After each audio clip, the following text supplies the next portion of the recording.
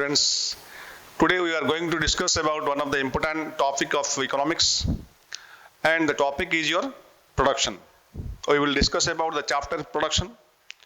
When you talk about production, definitely a question comes to your mind that how production takes place. In an economic system, how production takes place, because it is that if you compare the activity of consumption and production, I told you that the two important activity of economics are consumption and production.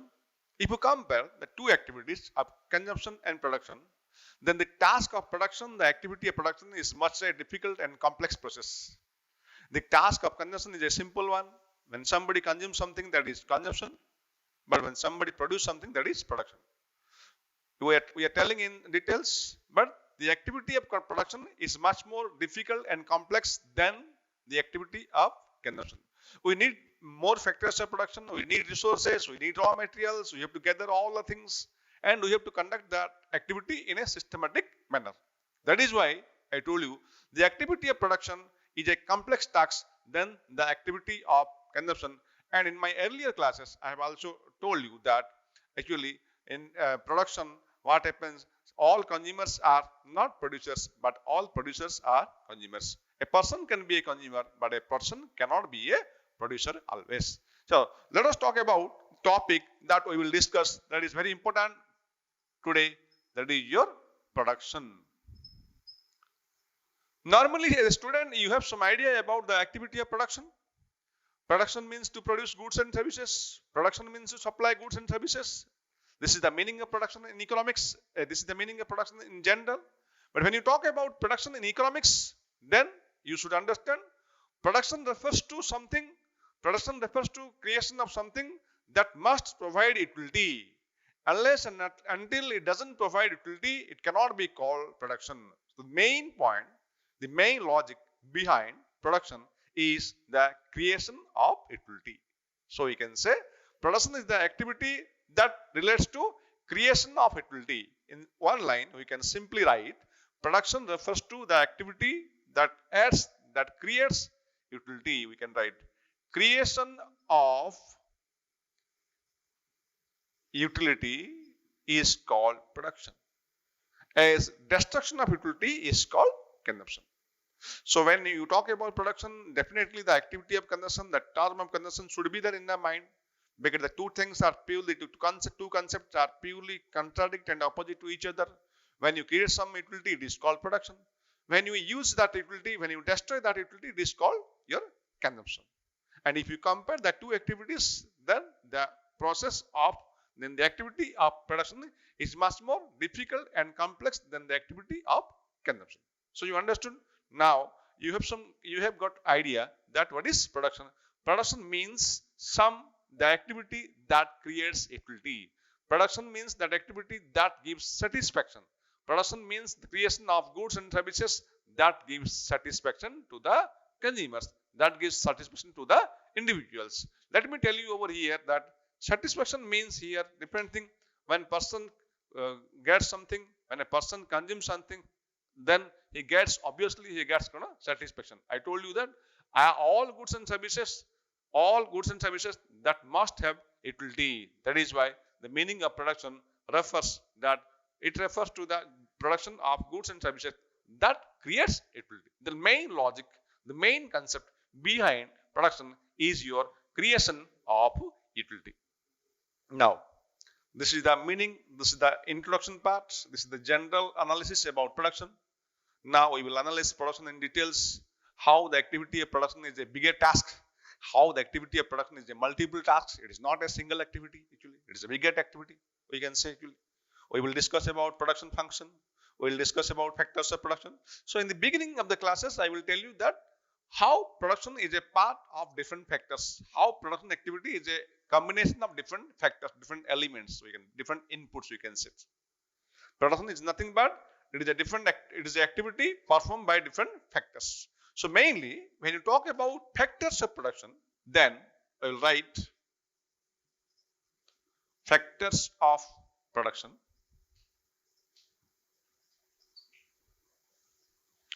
We will discuss later on that how many types of utility. We will study about form utility.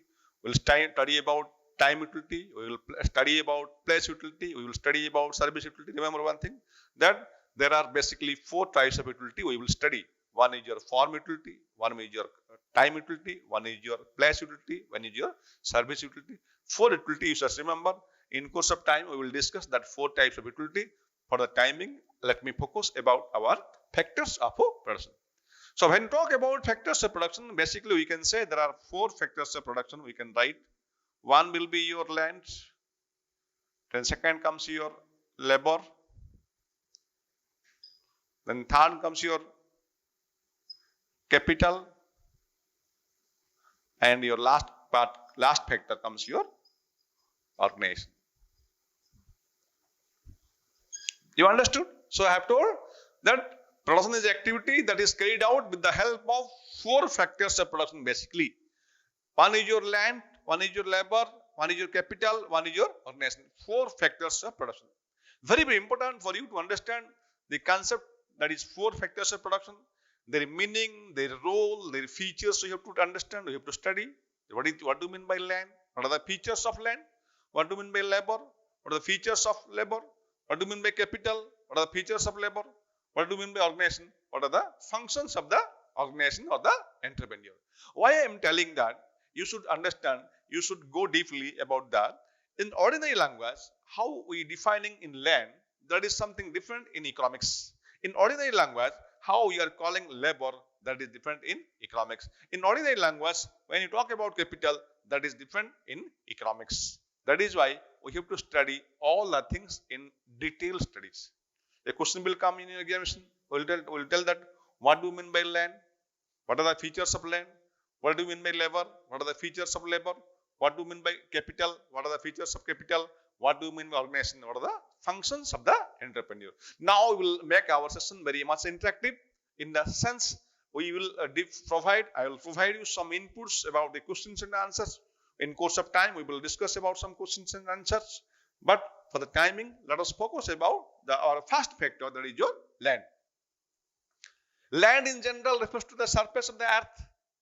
Land in general refers to soil, surface of the earth. But in economics, the meaning of land is something different. Land in economics refers to all type of natural resources below and above the earth. You remember, I am repeating the sentence. In economics, you simply understand what I am saying. Purely you can understand each and every concept. I will ensure that. Land in economics refers to all types of natural resources below and above the earth. That is your land. It is Professor David Ricardo, classical economist. He actually popularized the concept of land. He is the first person to actually popularize the concept of land, the importance of land in economics. He has also sought the application of law of diminishing return that we will study later on. For the timing, you understand that land is an important part of production, and in economics, land refers to the all type of natural resources. You mean, I think you understood what I mean to say. All type of natural resources, soil, climate, all the types of natural resources below and above the earth. Mineral resources, it will come below and above the earth. It is called land. So we can define land in economics is that all type of natural resources below and above the earth is called land in economics. Let us talk about the features of land. So a question will be coming in your examination. What is land? What are the features of land? You can write that. You will have short questions. You will have long questions for that. What is land? Define land, and what are the features of land? Very clearly, we will analyze all the things actually. Land, I told you the meaning of land, and features we can write. It's a free gift of nature.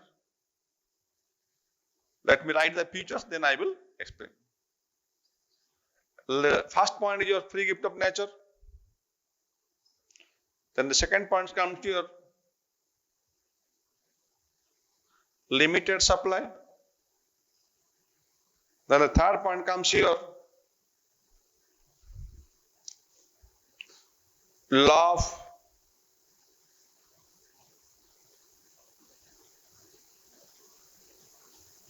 diminishing returns. Then one more concept comes here, that land differs in fertility.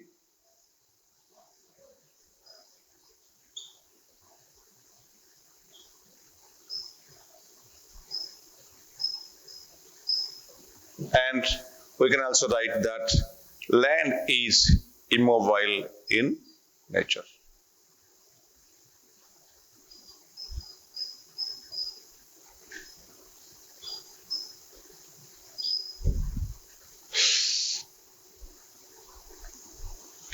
So now we will discuss about the features of land. Let me explain one by one. First of all, land is a free gift of nature. It is being created by nature. It is a gift of God. It is not man-made. So question starts here. In your examination, there is a question for you. Land is a gift of nature. True or false? Or land is man-made. True or false? If a question comes, land is man-made, we can write it is a false answer. The right answer is your land is a free gift of nature. This is the point. You have to understand that land is a free gift of nature gifted by God. It is not man-made. Second point, land is limited in supply. The supply of land is perfectly inelastic. In economics, there is a word that is known as perfectly inelastic. Means whatever the price changes, what is the price changes, your supply of land cannot be changed. The geographical coverage, the geographical area of land is purely fixed in nature. It is purely fixed. It cannot be increased. The quantity of land cannot be increased at any cost. You should remember. The quantity of land cannot be increased at any cost. The supply of land is purely limited and it cannot be increased. It is purely fixed in nature. It is in nature. That is why we are telling that land is purely limited in supply. The supply cannot be increased at the cost of increasing cost.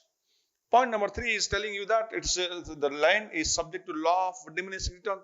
Law of diminishing returns in the sense, when you talk about law of diminishing return, then you should understand if we employ some factors to land, land is not a factor that can produce everything. You have to apply some factors with land to produce something. So if you employ capital and labor for land, if you apply capital and labor for land, then it is subject to the law of diminishing return. Remember one thing, I am repeating once again. Land is subject to the law of diminishing return. It means it understands the point is that when land is not a factor that can give you production, you have to apply some inputs, you have to apply some factors with land to produce something. So if you apply some inputs, if you apply capital and labor with land, then there is a production. So when there is production, it is subject to the law of diminishing return. What do you mean by law of diminishing return? It means that when you combine land with labor or capital to produce something, in the initial stage, the output will increase, and after some time, the output will slowly increase, and after that, it will decline. I am repeating, when you apply some amount of labor and capital with land, then actually in the initial stages, the production or the output will increase rapidly, then the production will increase slowly, and then the production will actually fall. That is a matter of law of diminishing return. That is purely true in case of land. When you talk about your other points, land differs in fertility. It means land differs in quality. When you move from place to place, the fertility of land will be different. All size of land, all types of land doesn't have same fertility, same quality. The land in Punjab is different thing. The land in Odisha is different thing. The land in Delhi is different thing. Land bears different quality. Land bears fertility. The fertility is different from place to place. That is why in traditional times we move from place to place in search of a fertile land, in search of quality land. So we should understand the land, the quality of land, the fertility of land, the productivity of land differs from place to place, from location to location. The production or the productivity, the fertility, the quality of land doesn't remain the same in all the places. Coming to last point, we can say land is immobile in nature. You have to compare the land with labor. After land, we will discuss about labor. So we should understand that Labor is a mobile factor and land is a immobile in nature. Land is immobile in the sense land cannot be shifted. Land cannot be transferred from one place to other. You can transport the land from one place to other. That is why you can say, what do you mean by mobile? Mobile is something which can be transferred from one place to other. But land cannot be transferred. Land cannot be shifted from one place to other. That is why we are calling land is a immobile factor. So these are the features of land we have discussed. There is a question in your examination. What do you mean by land? And explain the features of land. I am sure you can write the answer with very simple manner. I am repeating. It is a free gift of nature. Supply of land is purely fixed one. Land is subject to law of diminishing return. I told you. Point number 4. Land differs in quality. And last point is your land is immobile in nature. That is, land cannot be moved from one place to other. This is your first point. This first factor of production is now over. Now we'll go back to our discussion about your second factor, that is about your labor. Let me write about your labor. We will discuss about that.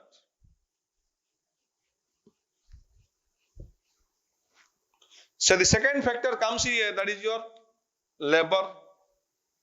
We will discuss about the features of labor. Before going to discuss about the features, you should understand what is labor. I told you in the beginning, I told you in the starting, labor in economics is different from labor in general. What do you understand labor in general? That is a different meaning. What do you call labor in economics is a different meaning. I am telling. Labor in economics refers to all type of physical and mental work. Labor in economics refers to all type of physical and mental effort with a purpose to get monetary remuneration, monetary reward. Until and unless you do not get monetary payment or monetary reward, that will be never called labor in economics. Labor in economics refers to all type of physical and mental effort with a purpose to get monetary payment. Until and unless you do not get monetary payment, that will be never called labor in economics. For example, a housemaid comes to our house. He serves. She performs her duties. In the meantime, she carries our small children. Actually, she looks after the small children. Actually, so when she looks after the small children, then her labor is called labor in economics. But throughout the day, our mother cares about all the children. But the labor of mother will not be called labor, because we are not paying anything for the mother, but we are paying something for the housemaid. That is why the labor of the housemaid is known as labor in economics, but the labor of the mother is never called labor in economics, because we are not paying anything for our mother.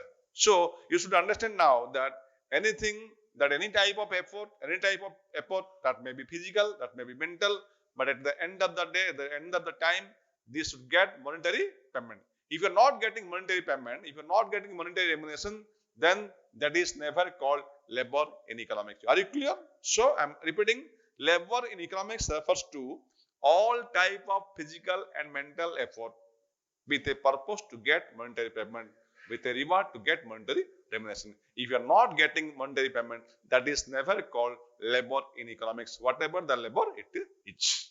So now it is the meaning of labor. Now we will discuss about the features of labor. We will talk about what is labor.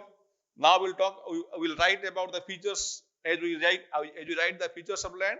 Now we will write about the features of labor. So let us write about the features of labor. We will know that. We have discussed about land, features of land.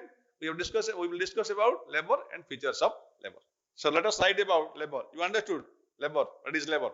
Labor in economics refers to all type of physical and mental effort with a purpose to get monetary payment. If you are not getting monetary payment, then it is never called labor. I told you the example, when a housemaid is working in a house, if she takes care about a child, that is called labor in economics. In the same time, when a mother cares about a children, that is never called labor in economics. Because at the end of the day, you are not paying anything for the mother. That is the meaning of labor, you should understand. Are you clear? Now I will go to discuss about the features of labor. We will discuss about the features of labor. The first point about comes here. Labor is inseparable. First point.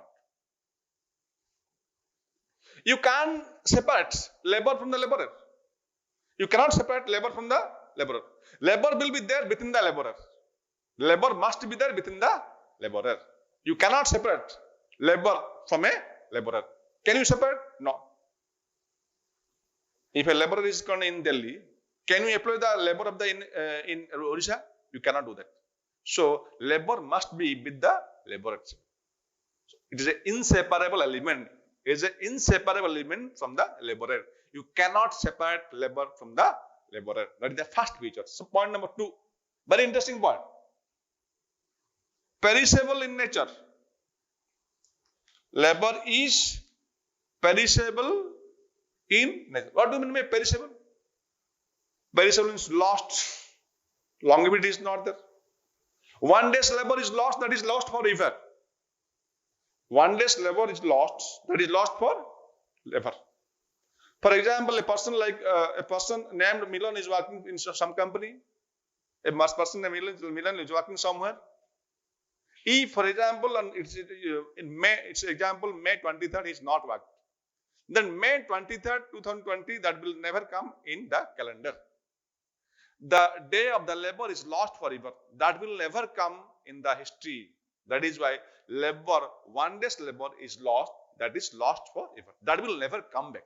That is why we written, labor is perishable in nature. We cannot revive. We cannot take back. It is once lost, that is lost forever. In the calendar, the dead will not come once again. That is why the labor of the person on the day where he is not working, on which he is not working, that will never come in future. So one day's labor is lost. You are studying as a student, different students are studying. Due to your personal issues, due to your personal functions, personal celebration, for example, you are celebrating your birthday. Today is your birthday, for example. So due to your birthday, for example, birthday means you will enjoy with your friends, you will have different funs, you will have different entertainments, you will cut your cakes, for example. So you will do different types of refreshing movements. We have refreshing movements. Definitely the day will be lost for you and you will not take a single minute to your books.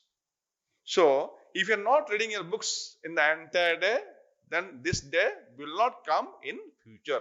So you can say, as a student, today's labor is lost for you. That will never come in future. That is the actual meaning of labor. You should understand. There is something magic in economics that you should understand. It is not ordinary labor. It is not ordinary land.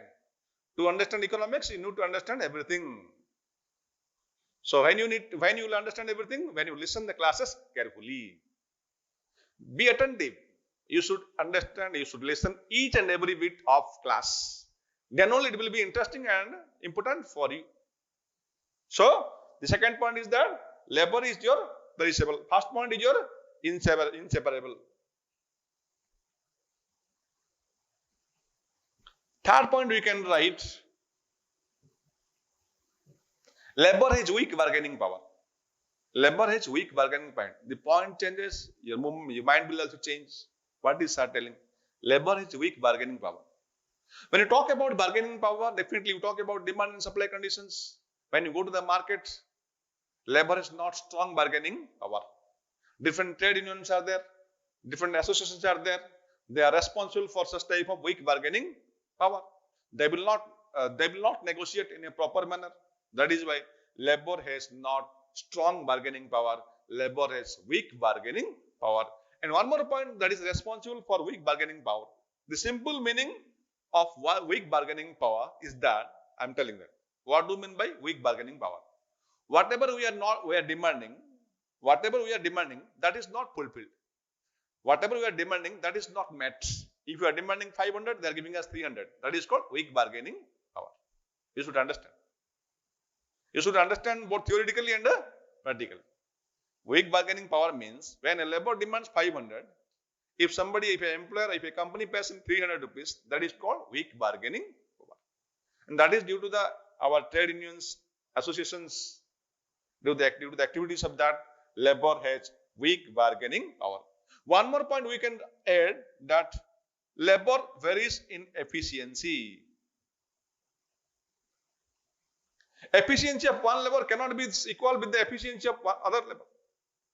A labor may be a normal labor, another labor may be some persons with a different in efficiency. So the efficiency of one labor varies from person to person. It doesn't remain same. It will vary from, it will change from person to person. That is why labor differs in efficiency. And now we'll go to a last point of discussion. We'll tell that the supply of labor is a backward bending curve.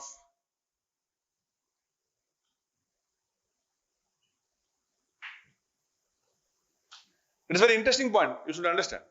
Labor has backward bending curve. In economics, you will see different curves. Some curve is downward, some curve is upward. But now I have told backward bending, you will be surprised. What sir is telling? Backward bending. What is that actually? Backward bending means I am just writing literally over here. This is your y-axis, this is your axis. You understood? You know that. We have come with some classes. I think you know that. This is your y-axis, this is your x-axis. So what will happen? When the wage will be like this, your supply will be like this. When wage will be more, supply will be also more. Obviously, it is a human tendency. When somebody will offer you more wages, we will be moving to that. When somebody will offer you more wages, it is our nature, we will move to that. That is why when wage will increase, our supply will also increase. But you should understand, after some time, it is natural. It is quite natural. After some time, what will happen? Although wage will increase, our supply will not increase. Why? After some moment, all of us need some leisure. All of us need some rest. We are human beings. Definitely we need some leisure. Definitely we need some rest. That is why supply of labor will increase up to a point with the increase in wage rate. When wage will increase, supply will also increase. But beyond a point, after a point, supply cannot be increased, because beyond a point, everybody wants leisure. Everybody wants rest. That is why after a point, when wage will increase, quantity will not increase. That is why the supply of labor is your backward bending in nature. I told you one more point is that land is immobile in nature. Land cannot be shifted from one place to other. But labor can be shifted from one place to other. That is why we can write labor is mobile in nature. You should apply your common sense. Everything is there in the books. But sometimes we have to put our research in that. So we can write labor is mobile in nature, whereas land is immobile in nature. It will make you study interesting. While you are studying like that, so a question will come in your examination, labor is mobile in nature, true or false? What you will write? True. False. Stupid. It is false, not true. When a question comes, land is mobile in nature. What you will write? True or false? False, not true. It is immobile in nature. So today's session will be interactive session, because we are discussing with question and answer. Every bit, every sentence I am telling, that is a question. Labor has strong bargaining power. True or false? False. What is that answer? Labor has weak bargaining power. The efficiency of labor doesn't change from person to person. The efficiency of labor changes from person to person. Every sentence, every bit I am telling, this is a question for you, so you should remember. I am not telling that you will remember as a features. If you combine all together, it is a long question. If you go bit by bit, it is a short question. It is a objective question. I hope you understand everything. We have discussed about land. We have discussed about the features of labor. So when you call about land, the question will come. A long question, a short question will come. What is land? What are the features of land? And in that features, every sentence will be a short question that we have discussed. Like that. When you talk about labor, a question will come. What is labor and what are the features of labor? That is the second part of question. Now we will discuss about remaining part. Are you enjoying? Chalo. So you are not feeling bored? Chalo. So we will discuss about the other parts of things, that is your capital. So we will discuss about capital. Chalo. Let us write about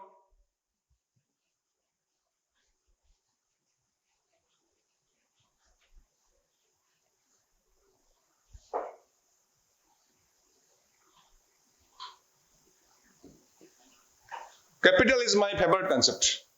Concept very much. In economics particularly. I am telling from before that capital in economics is different from capital in other sense. I've told the four factors. I've written the four factors at the right now. Land, labor, capital, organization. Everything has different meaning in economics. Everything has different meaning economics. In simple language, they are different. In economics, they are different. So what do you mean by capital comes here? Capital is a name very familiar with you because in our day-to-day life, we heard about capital. When you ask about an economics teacher, what is the meaning of capital? When you ask me what is capital, then I will tell you that capital is something that is produced means of production. When I'm a student, I remember the sentence. I memorized my sentence. My teacher taught me that capital is a means. Capital is something that is a produced means of production. I'm writing that. Capital is produced means of production. If you go to the sentence, you can understand very clearly. Capital is produced for the purpose of production. Capital is produced for the purpose of production. Capital is not produced for the purpose of consumption. Capital is produced not for the purpose of consumption. Capital is produced for the purpose of further production. So we can say capital is something that help in further production. Capital is something that help in further production. So when you define like that, definitely something comes to your mind. Now, what are the goods actually? We see that is known as capital. So before going to discuss about capital, let me tell you that we have seen goods are classified under two heads. There are different classification of goods, and among them, I am telling one is your consumer goods, one is your capital goods. The goods which will give you direct satisfaction, that is called consumer goods. The shirt we wear, consumer goods. The marker I hold, that is consumer goods. The board I ride, that is consumer goods. So consumer goods are those goods which give us direct satisfaction, whereas capital goods are those goods which give us indirect satisfaction. Capital goods are those goods which will give us indirect satisfaction. So you think from that angle that capital is produced not for consumption, capital is produced for the purpose of production. An interesting point. Capital are two types we can write. One is your financial capital, one is your real capital. So in economics, when you talk about capital, it is your real capital. Real capital. What do you mean by real capital? Real capital means what? Machines, tools, equipments, buildings that will help in further production. You should understand. And when you talk about financial capital, it is your second category of capital. That simply refers to your financial activities, your financial things. So capital are two types. One is your real capital, one is your financial capital. But when you talk about capital in economics, particularly we refer about real capital. So real capital means what? Machines, purchase of tools, purchase of equipments, purchase of building. We can talk about roads, we can talk about railways. All the type of things are known as your capital in economics. So when you talk about capital then the man behind capital is your capitalist who supplies that, and the man who executes that is your organization, producer, entrepreneur, farm. You remember what happened? Organization, producer, farm, entrepreneur. He is the man behind capital who actually execute the thing of converting capital as a factor of production. We have discussed that capital is an important tool of production. Capital is an important part of production. It is a part that helps in further production. Chalo. We have discussed that capital are two types. One is your real capital, one is your financial capital. Let us discuss about the features of capital.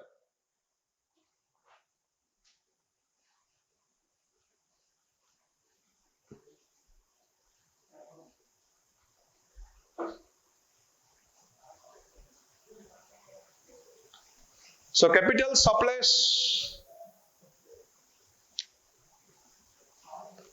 tools and machines.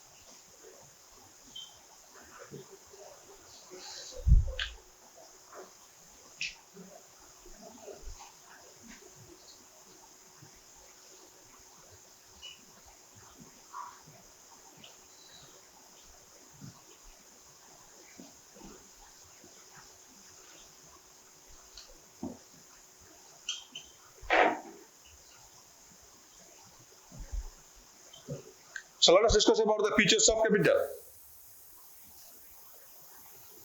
I've written here 5-6 features. Let us go point by point. You simply look the features, you will understand. If you remember my previous lines, if you exactly understand my previous lines, then you look, you understand everything. No doubt about that. I am confident for that. First of all, capital supplies tools and machines, I told you. Capital supplies tools, machines, equipments, buildings like that.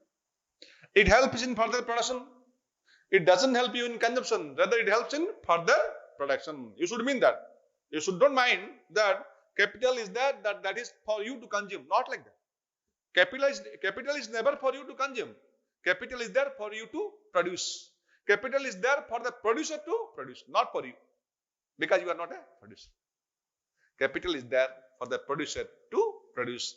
Without capital, no production can take place. It is the essential element of production. Without capital, no production can move an inch. Next, capital supplies raw materials, so you can write. Capital supplies raw materials, machines, intermediate goods. This comes under one category. Capitals are known as your raw materials, intermediate goods, which help in coming with further production. When you are converting a semi-finished item into finished item, that semi-finished goods comes under capital. When you are converting an intermediate good into finished item, you understood the meaning of intermediate into finished. Finished means your complete goods, your final goods. Finished means your final goods. Intermediate goods means raw materials. This is the meaning of your capital. Then it creates more employment. When you employ more capital, when there will be more machines, when there will be more equipments, when there will be more tools, definitely you will expect that more employment will be there. Less machines, less tools, less equipments means less employment. When a producer employs more machines, when a producer employs more tools, when a producer employs more technology, that means more employment opportunities. This is the meaning of actual capital. You understand? Very interesting point. You should not feel bored. I hope that you should not feel bored at any point of time if you really go through the points. Next comes transport facilities. Capital provides transport facilities. You should not mind that. You should not think that only capital refers to only machines, tools like that. Your railways, your transports, your roads, your canals, your bridges, all are also part of your capital. Railways, roads, transports, communications, canals, bridges, all are the part of your capital. That is why when you will improve capital, there is an improvement in transport facilities. When you improve capital, it means you are improving transport facilities. Because railways, transports, roads, canals, bridges, all are the part of capital. So, capital helps in creating transport facilities. Last point, payment for other factors. In the initial times, I told you, capital are two types. One is your real capital, one is your financial capital. So, if you talk about financial capital, we are making payments for different factors. We have 4 factors of production. Land is there, labor is there, capital is there, organization is there. For land, we are paying something. What we are paying for land? We are paying rent for land. You should understand. The remuneration paid for the use of land is known as rent. The remuneration for the use of labor is called wage in economics. The remuneration for the use of capital is known as interest in economics. The remuneration for the use of organization and enterprise is called profit in economics. These are the factors of production. Apart from that, we are paying something for other charges. There is insurance payment is there is tax payment is there is your power charges is there. Everything we are paying through capital, financial capital. So it is a mode that helps in payment for other factors. If capital is not there, we cannot pay to other factors. Other factors are expecting that we will get payment, but in the form of financial. So capital helps in payments of other factors. I hope you understand what is the meaning of capital and what are the features of capital. Now we have discussed about the 3 factors: land features, labor features, capital features. Last part is remaining, we will discuss, that is your organization, not features, functions of the organization, functions of the entrepreneur. Because organization is the person, is the individual, is the institution who performs some function due to which we see the activity of production. This is the indispensable element. Indispensable element of production is your organization. Without organization, without farm, without a business house, without entrepreneur, we cannot expect about production. Now we will discuss about what is organization and what are the functions of the organization. Discussing about the other factors of production, we have the last factor remaining pending for that. Let us discuss about the last factor.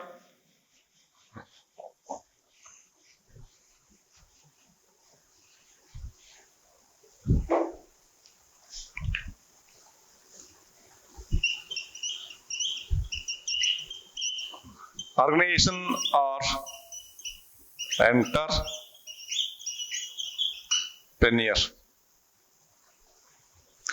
This is the last factor of production, that is your organization or the entrepreneur. This is an important and indispensable part of production without which no production can take place. You should remember. So in simple language, organization is the person, it is the individual, it is the institution that organizes everything to undertake, to complete the activity of production. It is the member, it is the individual, it is the person, it is the organization, it is the institution which actually organize different factors. We have discussed about land, we have discussed about labor, we have discussed about capital. There are many factors are there, raw materials are there. So it is the institutions, it is the person who organizes different factors, who combines different factors and conducts the production process in a systematic manner. That is called your organization. That is why an organization or the entrepreneur is being an indispensable part, an important part of production, without which no production can take place. It is some specific functions actually. We have discussed about land, we have discussed about lab, we have discussed about capital, but in a production process, organization performs some specific functions that nobody can function. That is why it is called organization, entrepreneur, farm. It has got different names from time to time. Chalo, let us see about the functions of the organization. Writing functions, we will write. The first function is your initiates the business.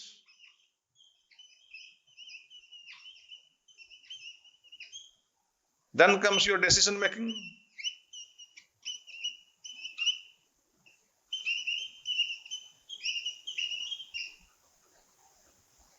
Then comes your selecting or choosing technology.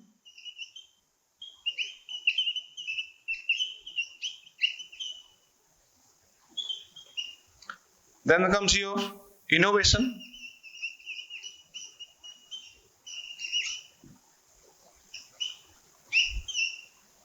Then comes your payment of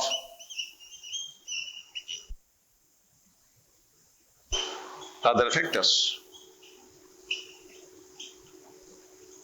So let us discuss one by one.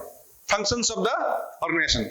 So before that, we should set up in the mind that it is an important part of production with specific functions being undertaken by him. First of all, it is the organization who initiate the business, who take the primary task of starting the business. It is the organization who takes the primary task of starting the business, initiating the business, in leading the business from the front. It is a task of the responsibility of the organization. This is in this point actually. I told you several times that a consumer cannot be a producer because a producer initiates the business, but a consumer doesn't. This is why the first functions of the entrepreneur, the first function of an organization is to initiate the business process, is to start the business process. This is the primary task of the entrepreneur. Coming to next point, your decision making. I told you the organization is different from different things. He is different from others because he is having a talent to take decisions at right time. Taking decisions at right time, it's very important functions of the entrepreneur, important functions of the organization. Decision making. Decision making in the sense how to produce, what to produce, and what is the technology, how much to produce, and from where factors will come, how much to pay, how to negotiate. Different in a production process, it's not an easy activity, it's not a simple activity. I told you in the beginning of my class that production is purely a difficult and complex task. You should never mind, you should never think that it is an easy and simple task. That is why it is a purely multiple and is a complex task. In the process, the organization, the business body have to take many types of decisions, tough to simple, many types of decisions you have to take in the production entire production process. So the decision making part lies as a function, important function of the organization. Choosing technology. Technology may be your domestic technology, technology may be your foreign technology. Nowadays, we are living in the age of globalization. Now we are living in the age of modernization. So people prefer different type of technology. People want to have different types of goods with different brands. That is why sometimes the question comes here whether a producer will go for domestic technology or whether a producer will go for the foreign technology. So depending on the nature of the activity, depending on the suitable conditions, then the producer who will decide, the organization who will decide what technology he will select for the purpose of production. This is also important task before the producer or the organization. Then it's innovation. Very important point you should remember. Without innovation, a producer, an organization doesn't have his own identification. Without innovation, an organization, an entrepreneur doesn't have its self-identification. All the things he will normally do. But it is the innovation that actually identify, that actually recognize the talent of the entrepreneur. That actually explore the talent of an entrepreneur. That actually tell the skill of the entrepreneur. It is the innovation. Now you should understand what is innovation. Innovation means discovery of new things, discovery of new ideas, discovery of new talents that will actually maximize your sales and minimize the cost. The challenge before a producer, you should remember, the challenge before a producer is always twofold. And the two challenges are how to maximize sales, how to increase sales, and how to reduce cost, how to minimize cost. These are the two objectives. These are two challenges that a producer always faces from the beginning till the end. That is your maximization of sales and minimization of cost. How to reduce cost and how to increase sales. So innovation must be like that. Innovation means new ideas, new discoveries, new things that will help for a producer to increase his sales and reduce his cost. Last but not least is the organization who will take the decision regarding the rewards for factors. He has to hire land from somewhere. He has to take labor from somewhere.